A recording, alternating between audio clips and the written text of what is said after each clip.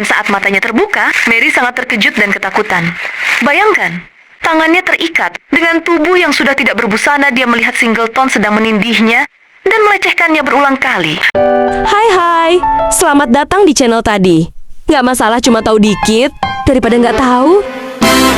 Cekidot. Kisah ini terjadi pada seorang gadis bernama Mary Vincent. Gadis 15 tahun yang kabur dari rumah karena dia merasa lelah akan permasalahan orang tuanya. Dan saat itu juga, Mary bermaksud untuk pergi ke rumah kakeknya di California. Setibanya di tepi jalan, Mary bertemu dengan dua remaja lain yang juga sedang menunggu tumpangan. Dan mereka sempat mengobrol sebelum kejadian itu terjadi. Setelah beberapa lama menunggu, sebuah van biru berhenti menawarkan tumpangan.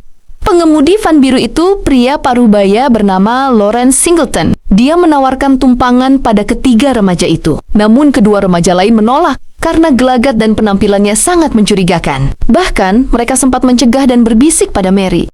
Jangan naik, dia mencurigakan. Akan tetapi, Mary yang saat itu sudah lelah dan bosan menunggu, akhirnya masuk ke dalam mobil tersebut. Meskipun ada kekhawatiran pada diri Mary, perjalanan itu awalnya terasa normal. Mereka saling mengobrol, mau kemana, dan lain sebagainya.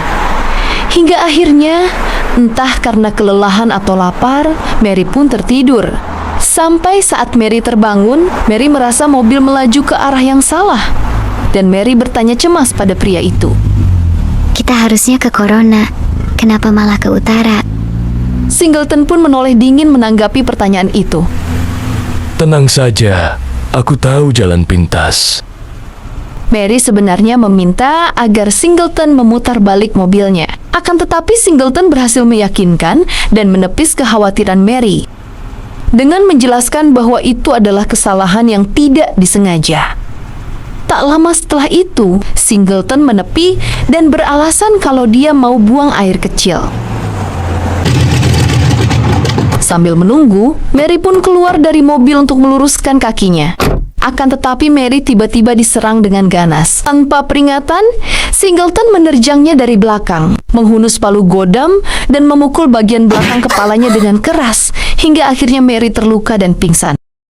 Setelah berhasil melumpuhkannya, Singleton lalu menyeret Mary ke belakang mobil. Dan saat matanya terbuka, Mary sangat terkejut dan ketakutan.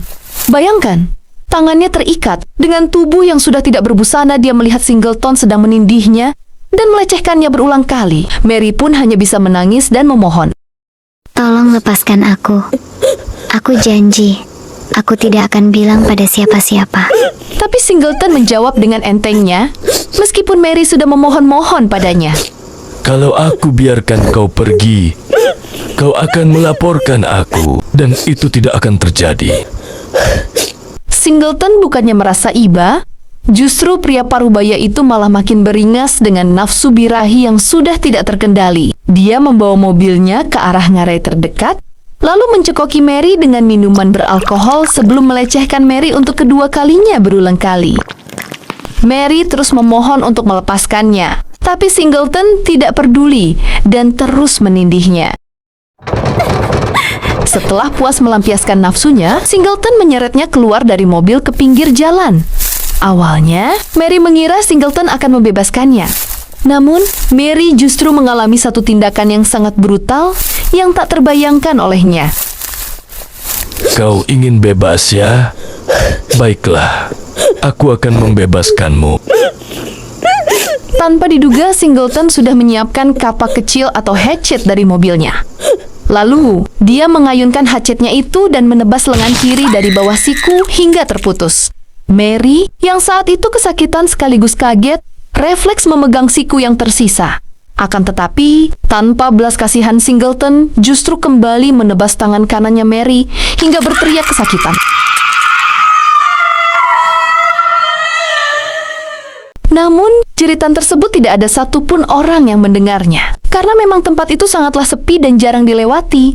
Kondisi Mary saat itu sudah sangat mengkhawatirkan. Dia lemah, tidak berdaya, akibat kehilangan banyak darah. Tidak bergerak dan tidak bersuara lagi. Setelah itu, Singleton menyeret tubuh Mary ke arah tebing dan mendorongnya ke dalam jurang sedalam 10 meter dekat lorong gorong-gorong. Setelah memastikan Mary sudah tidak ada harapan untuk hidup, Singleton meninggalkannya. Dan lokasi itu berada di dekat Interstate 5G Del Puerto Canyon. Dan ternyata keajaiban memang benar adanya. Meskipun saat itu, Mary beberapa kali tidak sadarkan diri karena mengalami pendarahan hebat juga trauma yang sangat berat. Mary Vincent ternyata masih hidup dan berjuang melawan rasa sakitnya. Bayangkan, seorang gadis belia yang baru berusia 15 tahun, dengan keadaan tanpa busana dan sekujur tubuhnya dipenuhi darah juga luka yang sangat serius. Mary berjuang sendirian. Dan entah ada ilham dari mana, Mary menekan kedua lengan yang sudah terpotong itu ke tanah untuk menghentikan pendarahan. Dengan penuh perjuangan juga kesakitan yang luar biasa, Mary berhasil merangkak naik dan terus merangkak hingga sejauh 5 km ke jalanan terdekat. Tanpa diduga, dari jauh Mary melihat mobil melaju perlahan menuju jalanan tersebut. Mary pun tidak mau menyia-nyiakan kesempatan itu. Dengan sisa tenaganya, Mary lalu merangkak ke tengah jalan dan berusaha menghentikan mobilnya.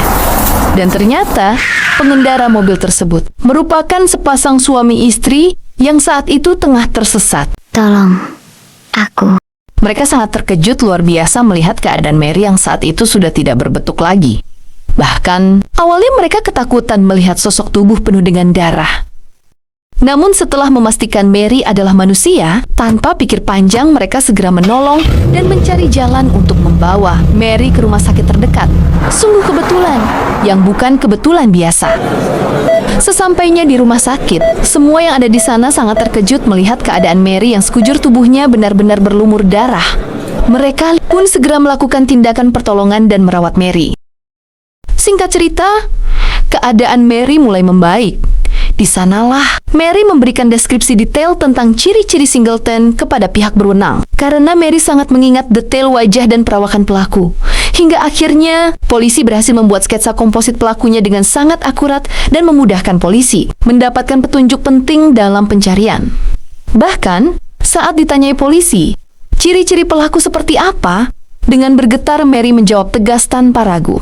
Aku tahu siapa dia, dan aku akan selalu ingat wajah itu. Beruntungnya lagi setelah sketsa itu disebar, salah satu tetangga Singleton mengenali sketsa tersebut dan melaporkannya ke pihak berwenang. Berkat informasi ini, Singleton segera ditangkap dan didakwa atas pemerkosaan, penculikan, dan percobaan pembunuhan terhadap Mary Vincent. Tibalah di ruang persidangan. Lawrence Singleton dinyatakan bersalah dan dijatuhi hukuman hanya 14 tahun penjara. Karena saat itu merupakan hukuman maksimum yang diizinkan di California. Yang mengejutkannya lagi, setelah menjalani 8 tahun hukumannya, Singleton dibebaskan bersyarat pada tahun 1987 dengan alasan berperilaku baik saat dalam tahanan. Pembebasan Singleton memicu kemarahan di seluruh negara bagian California. Banyak warga yang merasa tidak adil karena pelaku tidak menjalani hukuman yang pantas atas kejahatan mengerikan yang telah dilakukannya. Kecaman publik pun begitu hebat, sampai-sampai para pelaku bisnis lokal ikut campur. Bahkan ada dealer mobil menawarkan Singleton uang $5.000 agar meninggalkan negara bagian tersebut dan tidak pernah kembali. Kemarahan dan frustrasi yang dirasakan banyak orang akhirnya meluap dan tidak terbendung.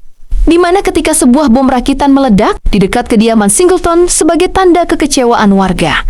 Meskipun tidak ada yang terluka, pihak berwenang terpaksa menempatkannya di rumah mobil di penjara negara bagian San Quentin hingga masa pembebasan bersyaratnya berakhir di tahun berikutnya. Dan benar saja, hal yang dikhawatirkan warga, khususnya Mary, benar-benar terjadi. Setelah dibebaskan, Singleton pindah ke Tampa, kota tempat dia dibesarkan, dan mulai mengganti namanya dengan sebutan Bill. Tragisnya, di kota inilah Singleton melakukan tindakan keji berikutnya, di mana korban berikutnya ini bernama Roxanne Hayes, seorang ibu pekerja seks komersial dan memiliki 3 orang anak. Pada tanggal 19 Februari tahun 1997, seorang tukang setempat sedang ada pekerjaan di rumah kliennya di Tampa untuk melakukan beberapa pekerjaan perbaikan. Akan tetapi tukang itu malah menyaksikan dengan mata kepalanya suatu kejadian mengerikan yang tak pernah dia bayangkan dan akan terjadi di sana. Saat melakukan pekerjaannya, tukang itu mendengar sesuatu yang mencurigakan. Karena merasa janggal, lalu dia mengintip melalui jendela dan melihat pria yang dikenalnya sebagai Bill itu sedang telanjang bulat berlumur darah. Saat itu juga, Bill terlihat sedang berdiri di atas seorang wanita di sofa dan dia terus menikamnya dengan intensitas yang membara dan ganas meskipun wanita itu sudah tidak bergerak. Tukang itu juga mengaku mendengar suara tulang berderak di setiap tusukannya seperti halnya tulang ayam yang patah. Tukang itu pun tunggang langgang berlari dan segera menelepon polisi. Akan tetapi, ketika mereka tiba di lokasi kejadian, nyawa Roxanne Hayes jelas sudah tak tertolong lagi. Bill alias Singleton kembali ditangkap dan didakwa dengan pembunuhan tingkat tinggi. Mary Vincent yang sudah dewasa saat itu kembali dipanggil pengadilan untuk menjadi saksi.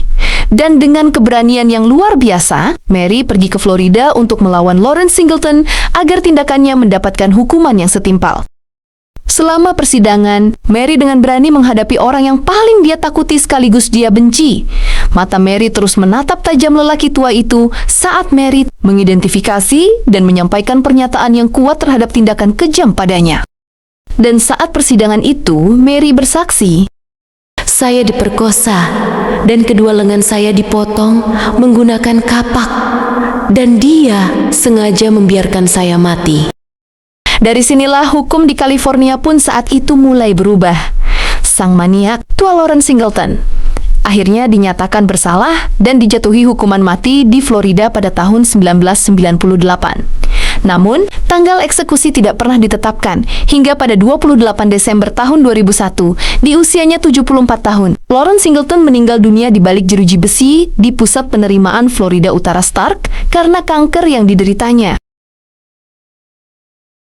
Dari kisah Mary Vincent yang berhasil bertahan hidup atas berbagai siksaan yang dialaminya ini, nyaris mustahil tanpa keajaiban dan pertolongan Maha Kuasa, meskipun dari kejadian itu sudah merubah kehidupan Mary. Tapi dari sinilah, hukum di California menjadi lebih ketat dan diberlakukan undang-undang hukuman baru untuk pelaku kejahatan berat.